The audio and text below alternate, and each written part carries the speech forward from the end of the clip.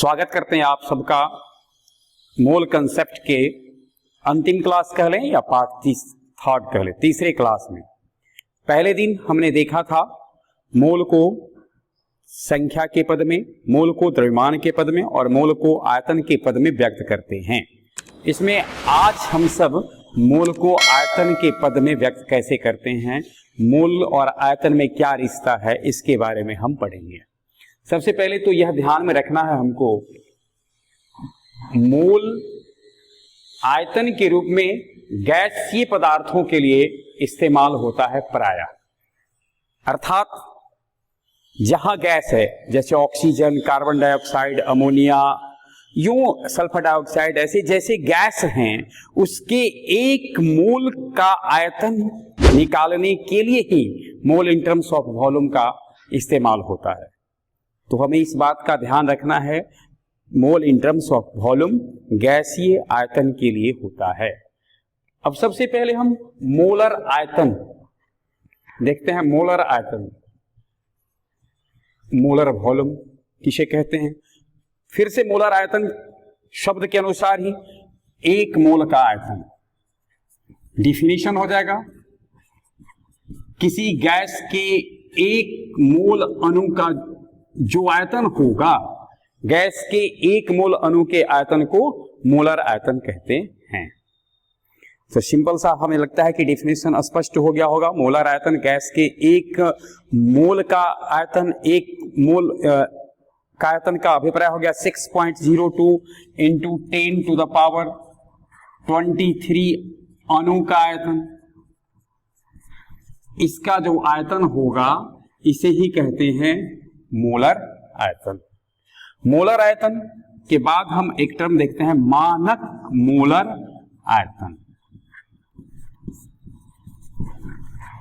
मानक मोलर आयतन, standard molar volume. मानक मोलर आयतन कहते हैं एनटीपी या एसटीपी। एनटीपी को ही एसटीपी कहते हैं। एनटीपी या एसटीपी पर किसी गैस के एक मोल का आयतन उस गैस का मानक मोलर आयतन कहलाता है। अर्थात एनटीपी या एसटीपी पर गैस का जो आयतन होता है एक मोल गैस का, उसे कहते हैं मानक मोलर आयतन। अब यहीं पर एक शब्द आया NTP, STP. NTP normal temperature,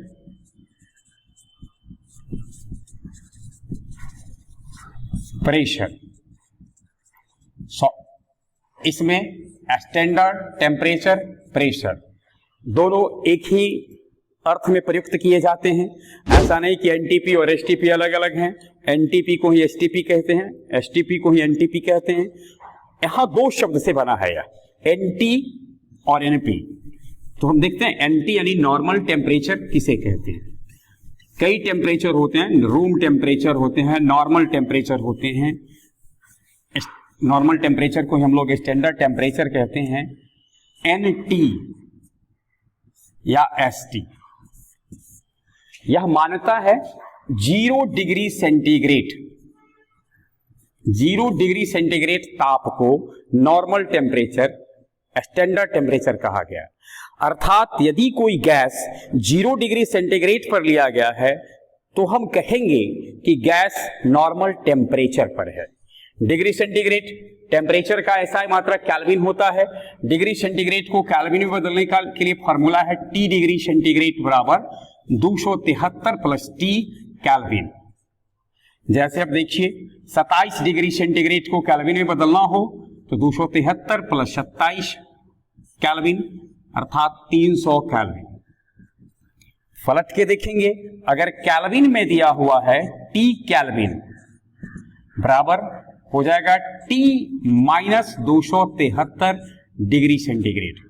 यदि पूछा जाए 298 केल्विन तो हम लिख सकते हैं 298 घटे 273 डिग्री सेंटीग्रेड बराबर 25 डिग्री सेंटीग्रेड। तो डिग्री सेंटीग्रेड और केल्विन को इस तरह से बदलते हैं। हमारा एनटी 0 डिग्री सेंटीग्रेड या 273 केल्विन होता है। तो एनटी बराबर 0 डिग्री सेंटीग्रेड बराबर 273 केल्विन। अब हम देखते हैं ST क्या है। ST स्टैंडर्ड या ST और NT तो एक ही चीज होता है। NP SP, NP normal pressure या स्टैंडर्ड प्रेशर। नॉर्मल प्रेशर ऐसे यातायात के क्षेत्र में इसको नेशनल परमिट के रूप में भी जानते हैं, लेकिन यहां हम देखेंगे नॉर्मल प्रेशर। नॉर्मल प्रेशर होता है एक वायुमंडलीय दाब, एक वायुमंडलीय दाब, इसको संक्षिप्त रूप में एक ATM लिखते हैं। एक वायुमंडलीय दाब को नॉर्मल प्रेशर कहते हैं। हम लोग जानते हैं कि वायु दाब को बैरोमीटर में मापा जाता है। तो जब एक वायुमंडलीय दाब किसको कहते हैं? जब बैरोमीटर में पठन 76 सेंटीमीटर उठता है, 76 cm ऑफ Hg हो, या इसको जब मिलीमीटर में बदले तो 760 मिलीमीटर ऑफ Hg हो, तो बैरोमीटर में अगर पारा 76 cm तक उठे, 760 मिलीमीटर तक उठे, तो इस दाब को कहते हैं एक वायुमंडलीय दाब। तो एक वायुमंडलीय दाब बराबर हमारा हो गया 760 mm of Hg, 76 centimetre of Hg, और इसी को हम लोग लिखते हैं एक बार या 760 टॉर। तो इस तरह से torr, bar, cm of Hg, mm of Hg और ATM में वायुमंडलीय दाब को व्यक्त किसी में कर सकते हैं। यहां थोड़ा कन्वर्जन भी हम देखते चलें। लिखा गया है एक बार बराबर 760 mm ऑफ Hg, एक वायुमंडलीय दाब एक बार के बराबर हो जाएगा। अब वायु दाब और टॉर में रिलेशन हो तो एक वायुमंडलीय दाब बराबर 760 टॉर है। यदि एक टॉर को बदलना हो तो 1 टॉर बराबर हो जाएगा 1/760 वायुमंडलीय दाब। इसका ख्याल हमें रखना होता है न्यूमेरिकल सॉल्व करने में, यूनिट का, और सारे टर्म्स एक ही सिस्टम में होने चाहिए। इसका जिक्र हम लास्ट में करेंगे। ये था NT NP। तो अब अगर कोई गैस NTP पर लिया गया है, लिखा यदि है NTP पर गैस O2, इसका अभिप्राय है ऑक्सीजन 0 डिग्री सेंटीग्रेड ताप और 76 सेंटीमीटर ऑफ Hg दाब पर लिया गया है। NTP पर लिया हो या STP पर लिया हो। अब हम लोग इसके बाद अवोगाद्रो साहब ने एक नियम दिया।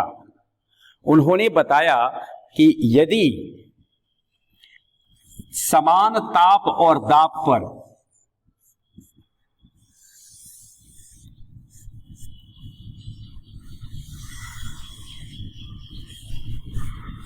इसमें N2 है, इसमें O3 है और इसमें OH2 है, तीन अलग अलग पात्र में समान आयतन है। इसका आयतन भी है, इसका आयतन भी है, इसका आयतन भी है, अर्थात तीनों ही पात्र में, अवोगाद्रो का नियम है, तीनों ही पात्र में समान आयतन है और ये एक ही ताप और दाब पर, समान ताप और दाब पर लिए गए हैं।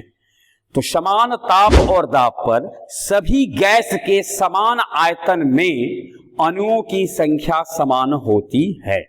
अवोगाद्रो साहब कहते हैं यदि आयतन समान हो, इसका इसका इसका, और एक ही यानी समान ताप और समान दाब पर ये तीनों कंटेनर हैं, तीनों पात्र हैं, तो इसमें जो N2 की अणुओं की संख्या होगी, नाइट्रोजन के अणुओं की संख्या बराबर ओजोन के अणुओं की संख्या बराबर हाइड्रोजन के अणुओं की संख्या। ये अवोगाद्रो साहब का नियम था।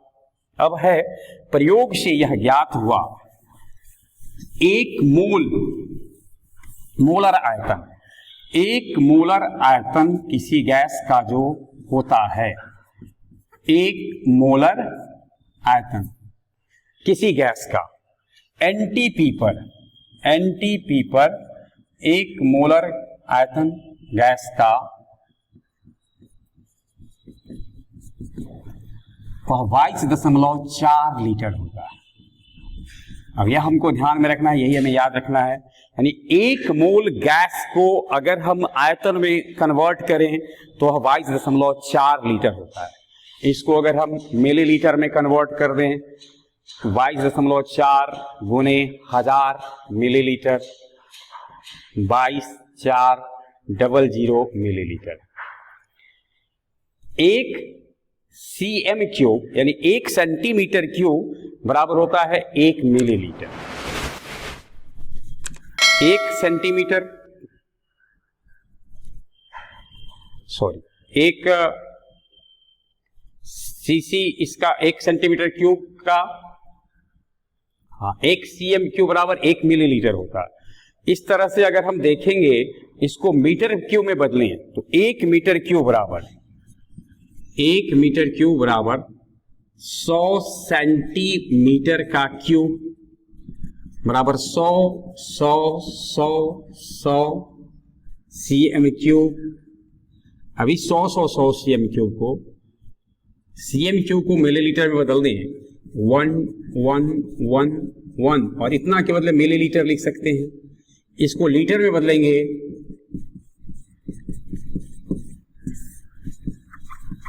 इतना लीटर हो गया।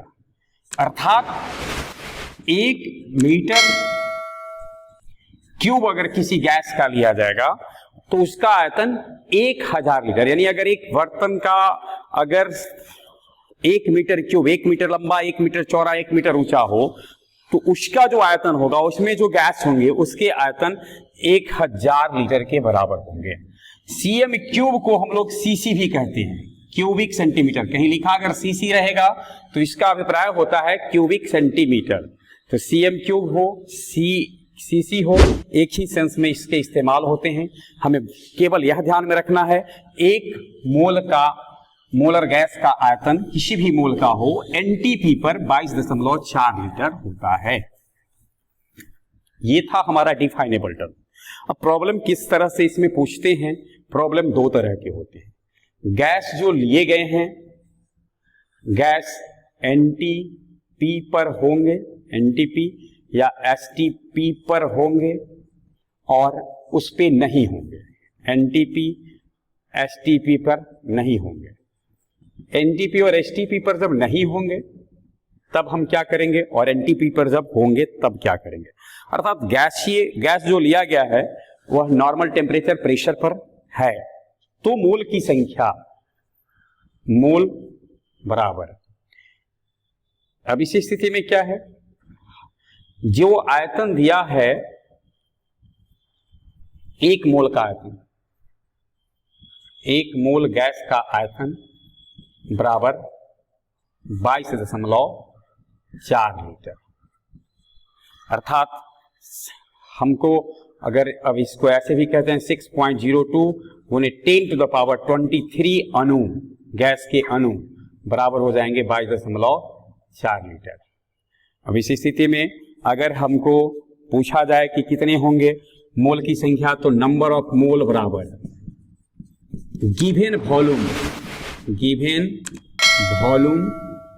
इन लीटर बटे 22.4। अगर यही ध्यान में रखना है लीटर में कन्वर्ट कर दीजिए 22.4 से भाग दीजिए।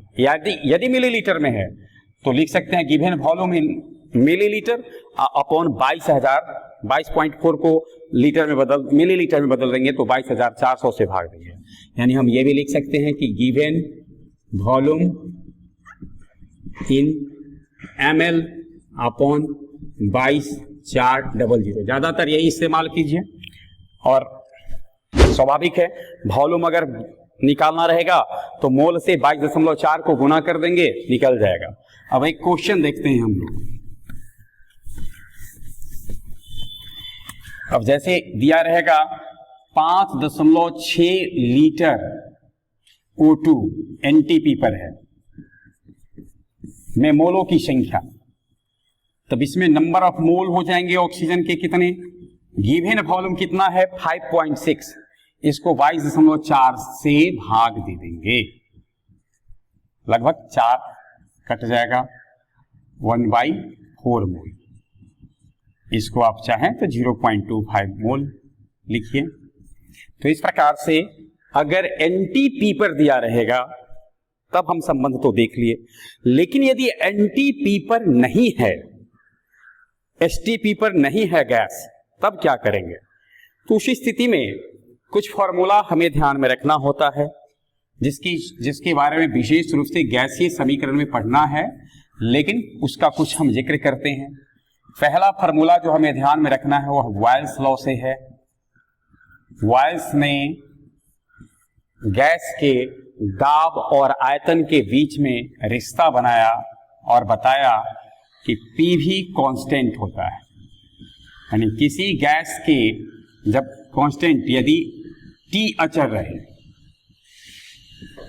टी अचर यानी नियत ताप पर दाब और आयतन का गुणनफल कांस्टेंट होता है। इसे हम न्यूमेरिकली ऐसे लिख सकते हैं, P1 V1 बराबर P2 V2 बराबर P3 V3। तो याद रखना है इसको हमको, P1 V1 बराबर P2 V2, इसी से निकल जाएगा।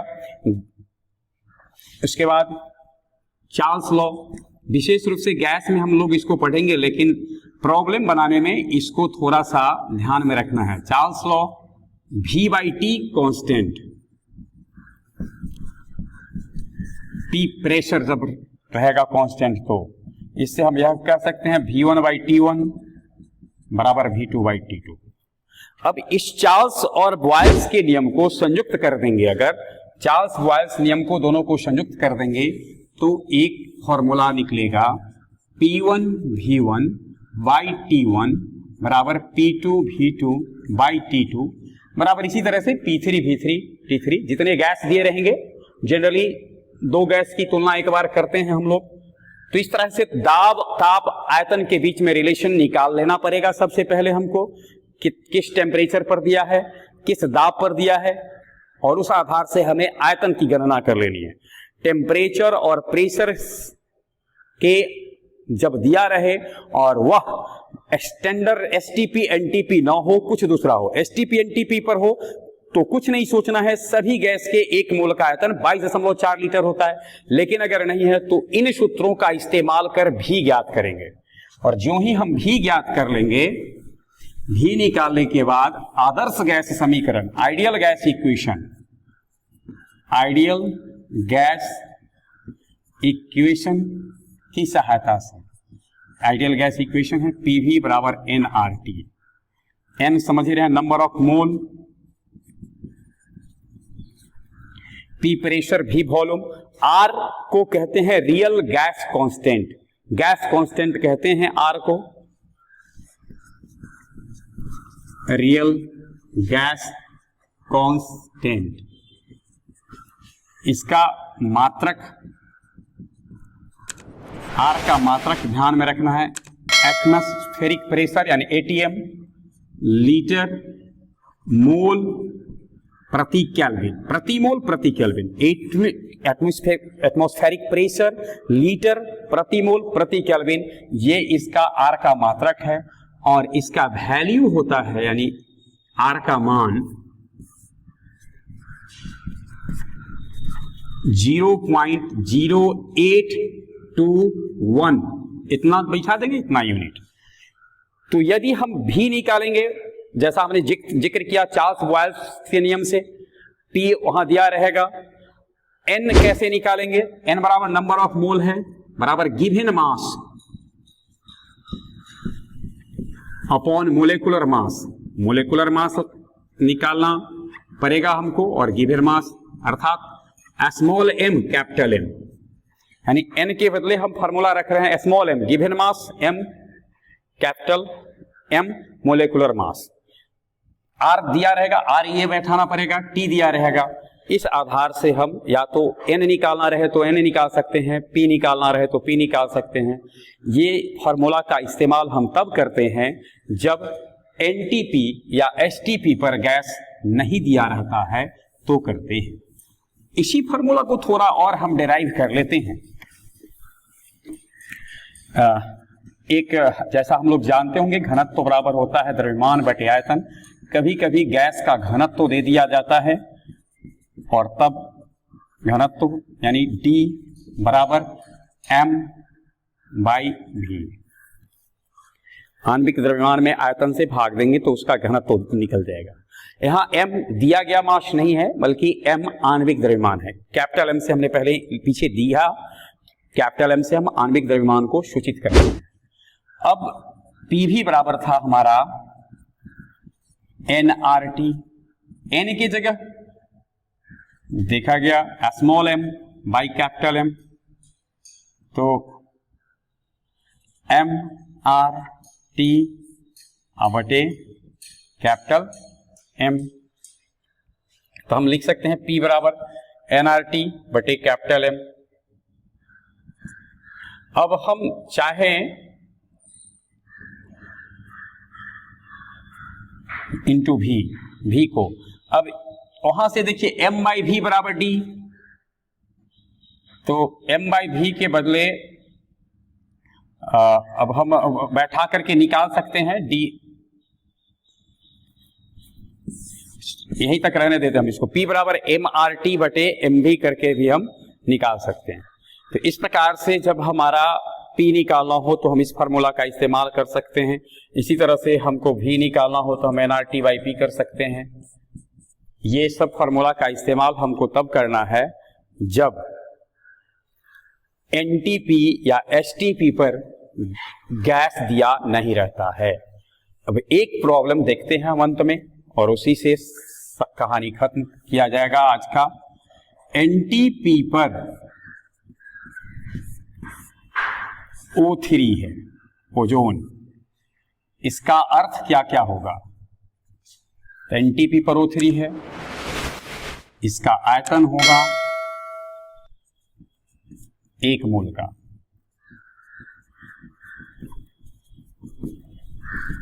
(22.4 लीटर।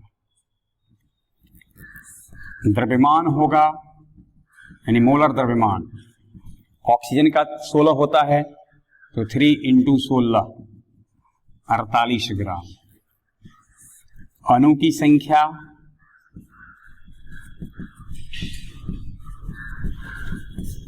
6.02 × 10⁻23 में ऑक्सीजन के परमाणु की संख्या, ओजोन के एक अणु में ऑक्सीजन के 3 परमाणु हैं तो 3 से गुना करेंगे, 3 × 6.02 × 10⁻23।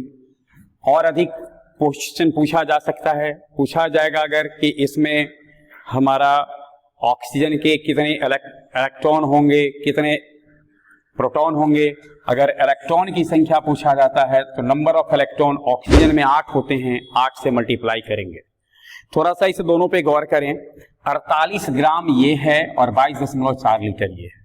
अब कभी कभी ऐसा क्वेश्चन दे देता है, अगर यही पूछा जाता 48 ग्राम ऑक्सीजन में 48 ग्राम ओजोन का आयतन ज्ञात करें, तो पहले हमारा काम क्या है, मोल निकाल लेना। एनटीपी पर 48 ग्राम ओजोन में कितने ओजोन के मोल होंगे ये निकालना है, और फाइनली 1 मोल का आयतन 22.4 लीटर होता है, यह ध्यान में रखना है एनटीपी पर, एसटीपी पर जब दिया रहेगा तो। इस प्रकार से मोल की जो कहानी हमारी थी 3 पार्ट्स में, mole in terms of number, mole in terms of mass और mole in terms of volume, वह समाप्त होता है। समराइज कर ले हम, मोल रासायनिक गणना की इकाई है जो सामान्यतः द्रव्यमान, आयतन और अणुओं, परमाणु, कणों की संख्या को व्यक्त करने के लिए इसका इस्तेमाल होता है। कण के रूप में जब बात करेंगे तो 6.02 × 10⁻23 के बराबर होता है। यह एक्चुअली इसी से शुरू हुआ, लेकिन इतने कण का जो मास होता है, इतने कण का जो आयतन होगा, इन सब को रिलेट करके इसे mole in terms of number, mole in terms of mass और mole in terms of volume के रूप में हमने 3 पार्ट्स में बांटकर इसका अध्ययन किया। बहुत बहुत धन्यवाद।